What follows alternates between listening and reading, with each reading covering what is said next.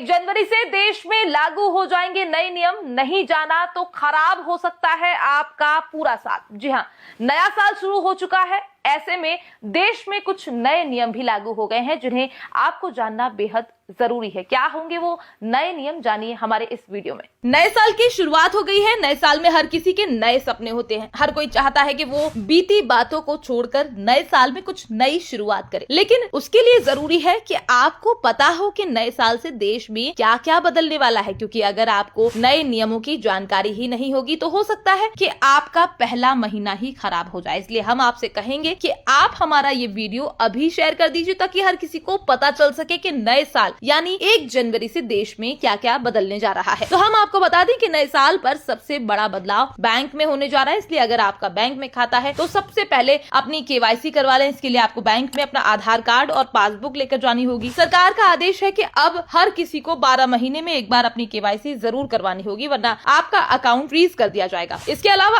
अगर आप यूपीआई यानी गूगल पे या फोन पे का प्रयोग करते हो तो आपके लिए अच्छी खबर है, क्योंकि अभी तक आप 24 घंटे में केवल 1 लाख रुपए का ही लेन देन कर पाते थे, लेकिन नए साल में आपकी ये लिमिट 2 लाख रुपए होने जा रही है। साथ ही आपके लिए एक बुरी खबर भी है, क्योंकि सरकार का कहना है कि अब से अगर आप यूपीआई के जरिए 5,000 रुपए से ज्यादा का लेन देन करते हैं तो उसे ट्रैक किया जाएगा, और अगर साल में 10 लाख तक का लेन देन करते हैं तो हो सकता है आपके घर इनकम टैक्स का नोटिस भी आ जाए, जिसके बाद आपको उन पैसों का जवाब देना पड़े। हालांकि अगर आप हिसाब दे देते तो आपको किसी भी तरह से घबराने की जरूरत नहीं है, लेकिन अगर आप हिसाब नहीं दे पाते हैं तो आपके ऊपर 84% टैक्स लगाया जा सकता है। साथ ही अगर आपने अभी तक आधार और पैन कार्ड लिंक नहीं करवाया है तो इसे आज ही करवा लें, क्योंकि नए साल से जिन भी लोगों का आधार पैन लिंक नहीं होगा उनका बैंक अकाउंट फ्रीज किया जा सकता है, जिसके बाद आपको परेशान होना पड़ सकता है। इसके अलावा अगर आप सरकारी योजनाओं का फायदा लेना चाहते हैं तो आपके लिए एक अच्छी खबर है, क्योंकि केंद्र सरकार इस साल एक नया पोर्टल तैयार करने जा रही है जिसके अंदर सभी योजनाओं को एक साथ दिखाया जाएगा। यानी अब आपको अलग अलग योजना के लिए अलग अलग वेबसाइट पर नहीं जाना होगा। साथ ही अगर आपके घर स्मार्ट मीटर लगा हुआ है तो आपके लिए एक अच्छी खबर। सरकार का कहना है कि जिन लोगों के घर स्मार्ट मीटर लगा है उन्हें बिजली बिल में 15 से 20% तक की छूट दी जाएगी। इसलिए अगर आपके घर अभी तक स्मार्ट मीटर नहीं लगा है तो इसे जल्दी से लगवा लें।